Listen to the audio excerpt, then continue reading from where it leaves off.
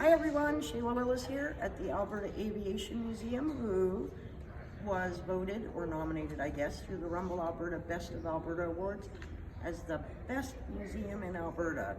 And now that I've spent a couple hours wandering around in here, I think I might agree that they are definitely very, very good. So I'm with Ryan Lee. Did I get it right? Yep. Oh, thank goodness. I'm horrible with names. He is the curator at the museum. I think I might apply for his job just out of being, not even moving from this spot, he knows so much. Not apply for his job, let me rephrase that. I just want to pick his brain a lot. So, I didn't get to ask you before the interview, what is this and why are you here?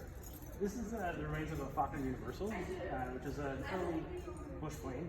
It was designed by an American company called Fokker Atlantic Aircraft. And if you look up behind you, that model is very close to what the Universal looked like. The Super Universal. So it's hard to tell, but the engine is mounted here. The pilot is actually sitting here. And the Universal is an open. It was an open cockpit, so there was no roof. So the pilot was sitting exposed, and then behind him was a passenger compartment. So 4 people could sit behind him in comfort. This one is mostly used for hauling fish in Alberta, and sometimes passengers. So you can imagine what it smelled like when it hauled passengers. Yeah. And before that, it was in the Maritimes. It was smuggling rum from St. Pierre and Nicolau. Febreze. That's a good. No, sorry. This is a good example of what most of the aircraft look like when they come to the museum. So most of the aircraft, we get them in this condition, and then our teams of volunteers restore them into what we see in the museum today. So a lot of aircraft looked about this bad when they came to the museum. So this wasn't a plane crash that somebody found and brought in, because that's kind of what it looks like with the display. This one hit a telephone wire in Peace River, and then was basically towed back to Clicking Lake and just abandoned on the lakefront for a long time, rotted away, and then eventually the city recovered it. So this is actually on loan from the City of Edmonton Archives. Nice. I didn't even know the City of Edmonton Archives had such things, so cool. So to my right, this is another question that I asked, because I don't think I've ever seen a wooden plane. I'm assuming it's wood. It is. It was made of mahogany, and it's essentially a flying boat. So it could land on the water, and it also has wheels, so it could land on the land. You could mount skis to it, and you could land it on hard pack snow in the wintertime.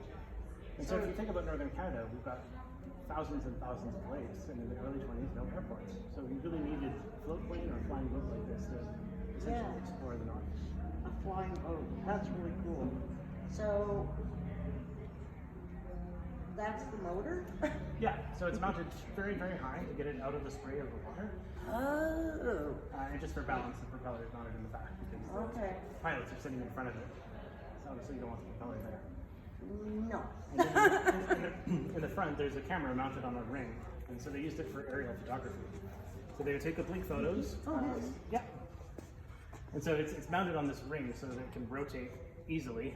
Yeah. And they took photos from it, went back, developed all the photos, and then stitched them together, and then they had to trace them to make maps. So they mapped all of Northern Canada using these flying boats. Like from one east to west, Northern Canada. Yeah. Wow. Did that include the territories? Some of the territories. Yeah. Wow. That's something else. So we already had our discussion about Wapme. One of the stories that I'm very familiar with, being from Northern Alberta on the western side, is the Mercy flight that took place in 1929. So Wapme and Vic Horner, from what I understand, flew from this location and flew to Fort Vermilion delivering diphtheria vaccine. So the way I remember the story, and I didn't even realize, I read something where they landed on the Lesser Slave River. That's my neck of the woods. Okay. Yeah, I've been up and down that river many, many times. That's where their heaters started on fire, and they ended up taking the vaccine and putting it in various and sundry other warm places. And then they went to Peace River, then they went to Fort Vermilion. I don't know if I got it all right. It's at WapmeChronicles.com anyways. Do you have one of his planes or something similar? Because I always wanted to see what they do. Yeah, so the plane they used in the Mercy flight was an Alberta Aviation, which is a pretty standard British two-seat training aircraft. The closest that we have is a Avro Cirrus Moth, very similar aircraft. But if you want to see an actual replica, a replica of his actual avian is at Fort Edmonton Park. Oh, okay. So yeah, the biplane back here. Come this way.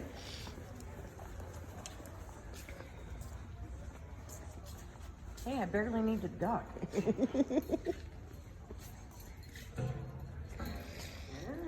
So both the avian and the cirrus moth are very similar. It's 2 seats. If you're flying by yourself, you're sitting in the back, and it's for training pilots. So the student would be sitting in the front.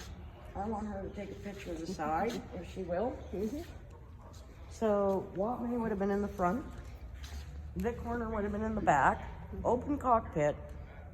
If my memory serves me correctly, January. Yeah. 30, 40 below. And they're flying, I have no idea how many miles that is.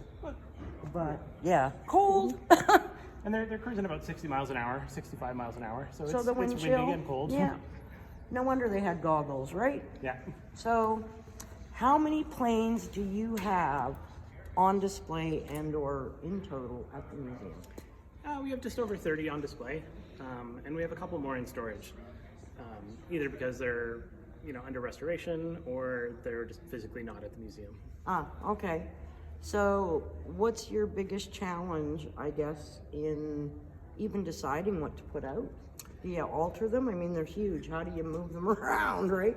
The last time we moved them around was about 5 years ago. So we used to have them just kind of parked in the hangar with displays on the sides. And if you came to the museum, you would just have a hangar full of planes. It's about the time that the museum, the airport shut down, and we realized, well, we weren't going to be flying aircraft in or out of the museum anymore. So we said, okay, let's rearrange everything and let's start to build kind of dioramas around the aircraft and put them into context. So now when you come, you can see a bush plane is in the bush. You can see, one of our islands is telling a story of flying in the north and how difficult it is, the cold and all the maintenance required. So since then, we don't really shuffle things out very much, but we have a helicopter under restoration that should be done next year. The Edmonton Police helicopter, their first police helicopter, should be donated next year. Nice. And then we have a World War II fighter aircraft that's under restoration, and that'll probably be another 5 years at least. So, we do have new things coming in. So where we started with the frame of the aircraft, do you get original parts still, or do you have to manufacture what you need? Both. So sometimes we're able to find original parts if we're lucky, and sometimes the guys in the back have to manufacture them from scratch. Wow. And a lot of these parts, so a simple aircraft like this, underneath the skin is just a tubular steel structure, basically like that. Yeah. So, that is easy enough to manufacture if you have the drawings for it. It's just tubes that are welded together. But more complicated aircraft have formed, metal ribs inside. And originally those would have been stamped on a large machine with die cut, like dies, to stamp all those parts. Of course, we don't have the dies anymore. So sometimes they have to make a die out of hardwood and then physically stamp the part. And, it's good enough for one part, and you wouldn't be able to manufacture it like that. No. So, I had a thought, I lost it. Oh, I know. There's another plane farther down. Red Baron. We're gonna go again. Oh! I love this place. This one, he's not even far. I thought it was that way. I just read it. So, Watmay in World War II apparently fought the Red Baron. Do you know all that story? Because I don't. Yeah, so on his second combat mission, he was very new to combat. His squadron leader at the time was Roy Brown, who was a schoolmate of his. They'd gone to school at Victoria High School just down the street. And he said, well, you don't know what you're doing. If we get into combat, just fly up as high as you can and just watch the battle from up high. Don't participate because you're gonna die. So they did. They got into a combat. He flew up to observe the flight, and as he's doing that, he notices a German aircraft doing the same thing. So he decides, well, what's the harm in trying to shoot this other guy down? So he goes, attacks the German aircraft. Aircraft dives. He chases them through clouds, comes out of the clouds, and he's in the middle of the aerial battle. And the squadron they were fighting at the time was the Red Baron squadron. It was one of the most deadly German squadrons of the war. And the Red Baron had just killed his 87th person the day before that. Oh my. So Watmay panics. He just fires his guns, turns in a circle. He can. His guns jam. So he says, well, I'm going to die. So he decides to leave. And he didn't know it at the time, but the German pilot that he was chasing was actually the cousin of the Red Baron. So the Red Baron saw this happening and said, oh no, I need to go help save my cousin. So he started chasing Watmay. Watmay was dodging and weaving, and he had so little combat experience that he didn't really know the proper techniques for trying to avoid enemy aircraft, so he was super unpredictable. And that saved his life, because he wasn't doing what he should be doing, so it was very unpredictable movement. So he managed to get back over Allied lines. Roy Brown saw this happening and said, oh no, I gotta go save my friend. So he started chasing the Red Baron. They flew over Allied lines, and it was a combination of fire from Roy Brown shooting at the Red Baron, and finally anti-aircraft fire from an Australian gunner that basically shot underneath his aircraft, hit him in the chest and killed him. So he crash landed his plane. Basically, they got up to the plane and he died right then and there. Wow. So he didn't shoot down the Red Baron, But his he claim had to a fame was that part in the whole process. yeah. So he survived, and then he went on to become an ace himself. So by the end of the war, he had 13 victories. Oh, okay. So Mayfield Common, if I'm correct, is named after Watmay. Yep. And there's another name that just We totally... have Dickensfield, which is There we named go. after Punch Dickens. Yeah. And then more recent neighborhoods in Edmonton are, much more directly named after the pilot. So there's one neighborhood named after Herbert Hollick Kenyon, and a bunch of others in the Northeast. Cool. So, well, I better let you get back to your job, I guess. Anything else you'd like to add? Because, I have one more question, sorry. Do you have a paper archives here? Yes. Kind of. Kind of. It's sort of there? Okay. So, and the reason why I ask, and I'm just going to throw something at you you probably don't know about. I'm writing a book about James Kennedy Cornwall, or Peace River Jam, or Apostle of the North, or whatever you want to call him. There's a letter in the provincial archives from his daughter saying that Watmay had, I think, taken the kids for a flight, or was taking kids for flights.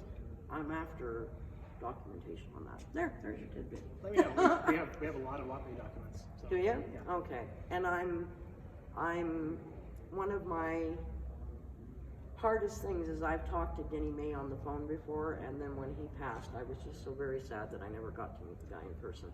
He was wonderful. We listened a lot here. Yeah, and he did so much for this museum. Oh, absolutely. Well, and he was born to it, we'll say. So, anyways, it was lovely meeting you. Yeah, thanks for coming in. You bet. And my recommendation, come check this place out, whether you're young and chronologically or young at heart, because I've just had a blast here today. Sheila Willis, creator of the History Check app, now being known as Traveling On Alberta Edition. And go check out rumblealberta.com because there's all sorts of stuff happening there. Have a great day.